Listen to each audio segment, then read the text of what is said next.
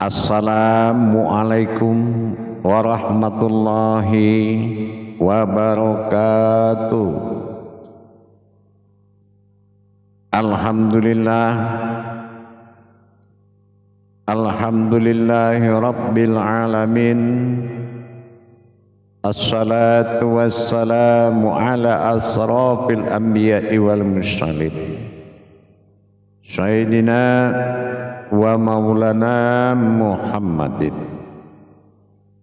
Asyhadu an la ilaha illallahul malikul haqqul mubin wa asyhadu anna Muhammadan abduhu wa rasuluhu was-sadiqul wa'dal amin. Allahumma sholli wa sallim wa barik wa karim ahzanul nabil karim. Ihdinil ladzi min jamalika wa innal ladzi min jalalika wa innahu min kitabika wa tahirin wal mujahidina amma ba'du. Ibnullah wa itaqullah. Bersyukur kita kehadiran Allah dengan mengucapkan alhamdulillahi rabbil alamin atas segala limpahan karunia, rahmah dan hidayahnya, serta dengan izinnya juga kita dapat menjalankan amanahnya, beramal dan beribadah zahir batin dunia dan akhirat. Bersalam kita takkan terlupakan, marilah sama-sama kita sampaikan kepada junjungan kita Nabi Allah, Nabi al-akhirul zaman, Rasulullah Muhammad sallallahu alaihi wasallam. Atasnya kalimahnya kita kalamkan bersama-sama dengan membacakan Allahumma sholli ala sayyidina Muhammad wa ala alihi sayyidina Muhammad. Alhamdulillah, bertemu lagi dengan saya Guru Mursyid Syekh Nur Muhammad Buya Irwan Maulana Al-Khalidi, Pasaman, Sumatera Barat. Tentunya dalam makom majelis zikir ma'rifatullah, dalam kajian tasawuf tauhid ma'rifatullah. Tentunya dalam tayangan syiar kita YouTube Buya Pasaman Timur yang senang selalu kupas tuntas hakikat ilmu, amal dan ibadah, demi meningkatkan iman dan takwa kita. Kita selalu berbagi ilmu dan wawasan untuk menuju keimanan dan ketakwaan kita kepada Allah. Tentunya dengan kita beristighfar, beriktikaf, bertafakur, bertazakur, sehingga dalam makom tauhid kita sudah bisa memperjalankan diri kita. Dari mana dan hendak mau kemana diri kita berjalankan? Dari janjian kodratnya. Apa janjian kodratnya? Inna lillahi. Apa itu inna lillahi? Aku adalah aku. Mempertahankan keakuannya dengan ujian dan diuji di muka bumi ini, gunanya kita mempertahankan asal usul mula diri awal jadi, yaitu alif awal wujud Tuhan, ba'dal tunggal wahid mula jadi. Apakah kita masih bisa mempertahankan kodratnya? Apa kita sudah terlempar menjadi makhluk di muka bumi sehingga tidak lagi mengenal Allah? Dengan jalan dunia yang sangat banyak, jalan hikmah yang selalu sedikit, kita memilih yang banyak daripada sedikit. Akhirnya kita terjerumus kepada kodrat kemakhlukan kita yang tidak mengandung kodrat ketuhanan. Ini akan menjauhkan kita. Dalam waktu dan kesempatan ini, saya akan mengajak kita berwawasan. Wawasannya akan menjadi suatu pedoman atau suatu tadabur jabariyah kita adalah bagaimana hakikat ketuhanan itu sebetulnya. Fasilitas agama dalam masa tauhid telah terjadi keabsahan, ada umat, ada Tuhan dalam agama tingkat iman. Iman mengajarkan kita mengakui adanya Allah sebagai Tuhan, adanya umat yang akan menjadi sembah dan menyembah. Tapi dalam masa ketingkatan ilmu untuk mencapai keberuntungan diri, afqalala fil mu'minin. Beruntunglah orang yang berilmu yang bisa khusyuk dalam sholat. Atau khusyuknya seperti apa? Artinya bukan khusyuk dalam rukun dan rakaat saja, tapi khusyuk dalam bertuhan dari 24 jam. Untuk ini kita harus lebih mengenal kehakikatan yang hakiki terhadap ketuhanan. Mengenal hakiki ketuhanan inilah yang paling penting. Menetapkan ketuhanan sebagai wujud akhir dari perjalanan dengan jalannya mendapatkan keumatan pada kodrat yang sama dan mendapatkan ketuhanan pada kodrat yang sama. Ini adalah makom keumatan dan makom ketuhanan. Bukan artinya berbeda umat dan berbeda dengan Tuhan. Ini pencapaian amaliyah. Kalau sudah ada perbedaan, ini pencapaian amaliyah yang sangat menyulitkan. Karena tidak akan mungkin ada kesetaraan dalam perbedaan.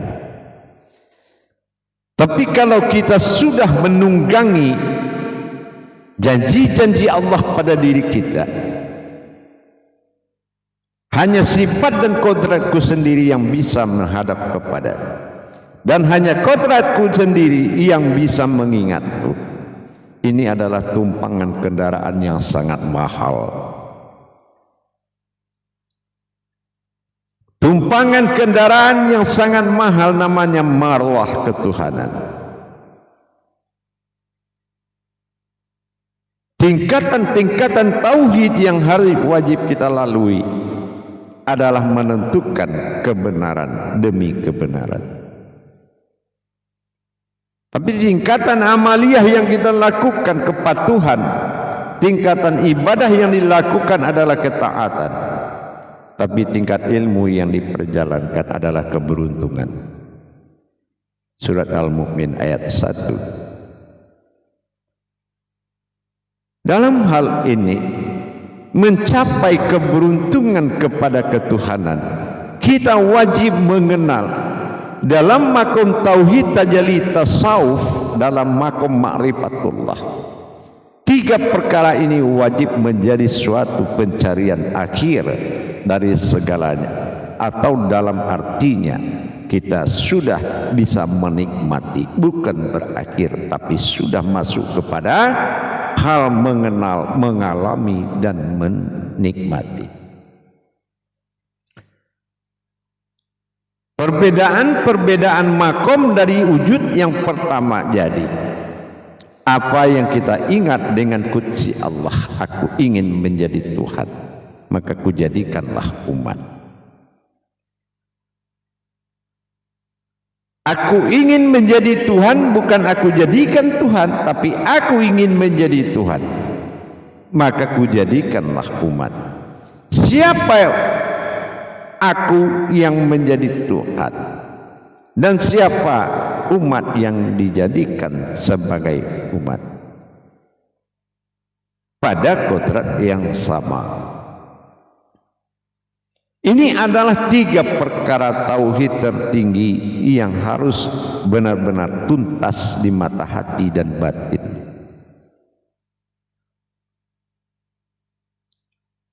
Dikenalkan kepada awal aku ingin menjadi Tuhan. Itulah yang bernama Allah. adalah yang aku ingin dipanggil dengan nama Allah. Berarti Allah adalah sebuah nama dariku. Dan aku jadikanlah umat. Siapa umat yang kujadikan? Adalah wujud dari Allah, dinamakan Ahmad.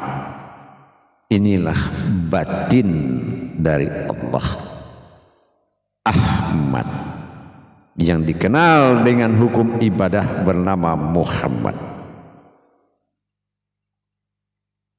Sebuah wujud dari aku, karena yang ada di situ adalah aku menjadi Tuhan. Kujadikanlah umat,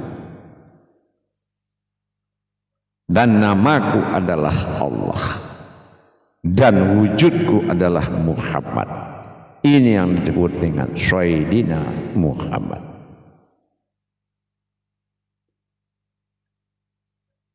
Nah, disinilah kita benar-benar mencapai tingkatan tauhid yang sangat tinggi. Aku adalah yang bernama Allah. Aku adalah Tuhan yang bernama Allah, yang berwujud Muhammad.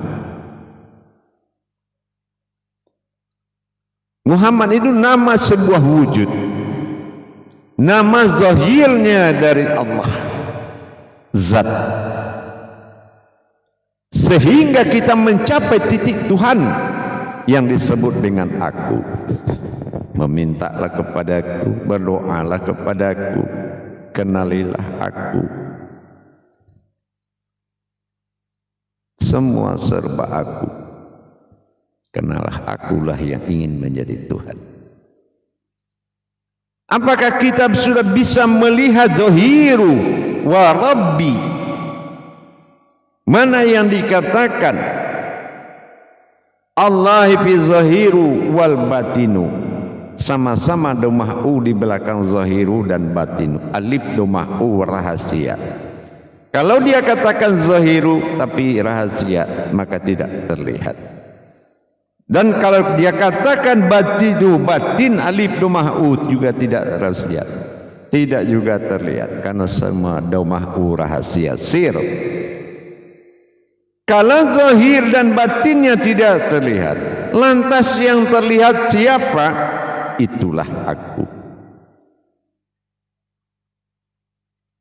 Inilah pentingnya pencapaian keakuan.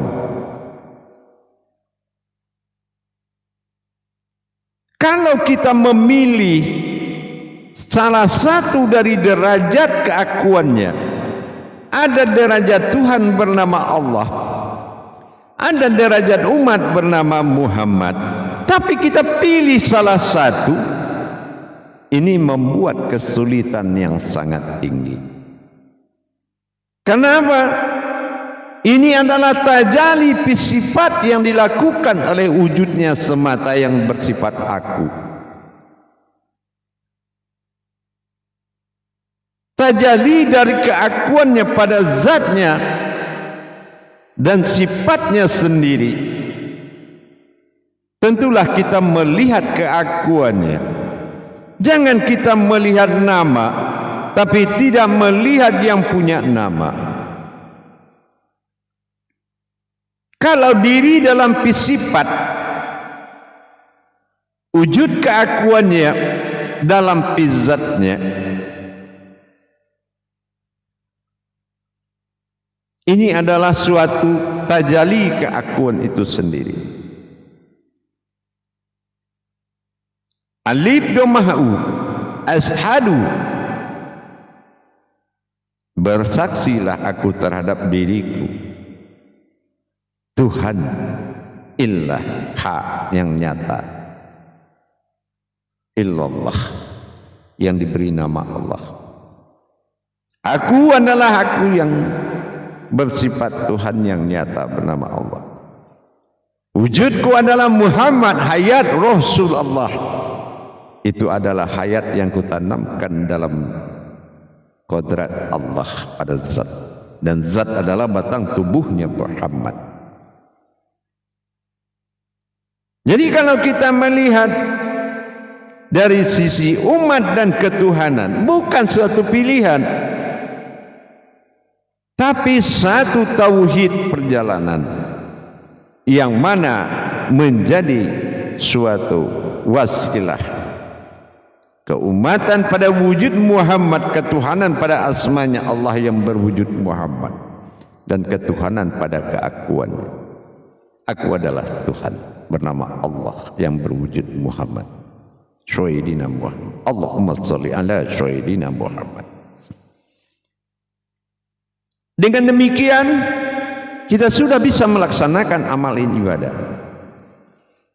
Karena kita sudah bisa memilah dan memilah-milahnya. Dikala mana perbuatan umat dijalankan dalam dikala mana perbuatan Tuhan dalam kodrat Allah diperbuat. Dan di mana titik akhir dari perbuatan zahir dan batin tadi menuju keakuannya. Karena yang Tuhan itu di situ adalah keakuan. Allahu, hu itu artinya aku. Allah itu aku. Hu Allah, dan aku adalah Allah. Allahu, Allah itu aku. Hu Allah, dan aku adalah Allah. Aku. Inilah yang sering dilalaikan di dalam mendirikan iman. Kita lalai dalam mendirikan iman, mata hati dan mata batin tidak terbuka karena jalan tidak bertemu. Kalau mata hati dan batin kita sudah terbuka, maka jalan itu akan jelas. Ma'rifaturuh, pegangan daripada hayatku sendiri yang bernama Muhammad sebagai wujudku. Ma'rifatullah, cara pengenalan terhadap ketuhananku bernama Allah. Tetapi aku adalah Tuhan yang ingin menjadi Tuhan. Aku adalah Tuhan yang bernama Allah dan berwujud kepada Muhammad. Inilah syahadat yang hayat, yang hidup. Tetapi kalau keakuannya ini yang tidak muncul di dalam ketuhanan dan keumatan, ini yang Tuhan yang mana? Kalau Allah adalah asma, sebuah nama, dan keumatan adalah sebuah diri bernama husna, diri yang memuji kepadanya disebut dengan Muhammad. Tetapi diri yang dipuji adalah Ahmad, yaitu berpadunya dua kodrat yang tidak bisa dipilih, yaitu berpadunya dengan Ahmad, Muhammad. Sebuah diri batin yang terjadi dari awal batin Tuhan disebut hamdu. Dan apabila semua batin hamdu itu berdiri, maka dia adalah sembahan dari sekalian alam. Alhamdulillahi rabbil alamin. Ashadu alla ilaha illallah. Tajalli batin alif domah usir adalah aku. Jadi titik tiga tadi menjadikan hayat Allah nas, tetapi dalam pandangan yang sangat tajam. Seorang memahami makom tauhid, dan tidak semua juga yang bisa paham dengan makom tauhid ketuhanan dirinya. Karena di sini butuh pondasi hati nurani yang benar. Mendapatkan kebenaran diri dan Tuhan. Umat dan Tuhan adalah suatu yang dikehendaki olehnya. Aku ingin menjadi Tuhan, maka aku jadikanlah umat. Kalau tidak kenamu Muhammad, tidak kujadikan semuanya. Maka sudah tahu, umatku adalah Muhammad. Umatnya Muhammad rahmatan fil alamin, yaitu sekalian makhluk yang ada di alam semesta ini. Ruhul azama, sumber dari segala hayat dan hidup. Ma'ul hayat adalah kodrat yang menghidupkan semuanya. Disinilah kuasa Allah terhadap Muhammad Rabbil Alamin. Aftar dalamnya nyataan alif. Maka tajali keakuan kepada ketuhanan dan keumatan adalah menjadi satu kesatuan yang harus dinikmati, baik secara syariat, hakikat, tarekat dan ma'rifat. Maka tajali-tajalinya sudah sangat jelas. Bagaimana kita bisa menetapkan ketuhanan yang menjadi tujuan utama dan tujuan akhir di dalam menjalankan, yaitu kenalilah aku. Maka jelas sudahlah aku dalam suatu persembunyian, maka persembunyian ini bukan tidak terlihat, tetapi yang nyata adalah aku yang zahir berwujud kepada Muhammad dan berkodrat pada zatnya Allah yang bermakom sebagai nama. Aku adalah yang bernama Allah yang berwujud Muhammad, dia berupa-rupa pada Adam. Inilah yang dikatakan orang yang telah bertuhan.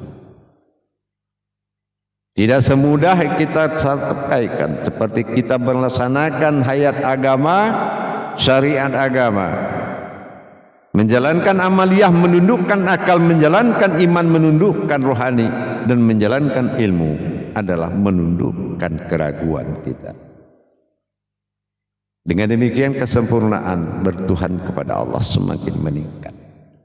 Maka kemudahan, perlindungan akan segera menyusul, akan segera datang, bala bantuan akan segera turun, karena kita sudah memahami iman, ilmu dan takwanya. Insya Allah dengan kita meningkatkan pemahaman tauhid, dasar-dasar ketauhidan kita dalam meningkatkan iman tauhid itu harus ada.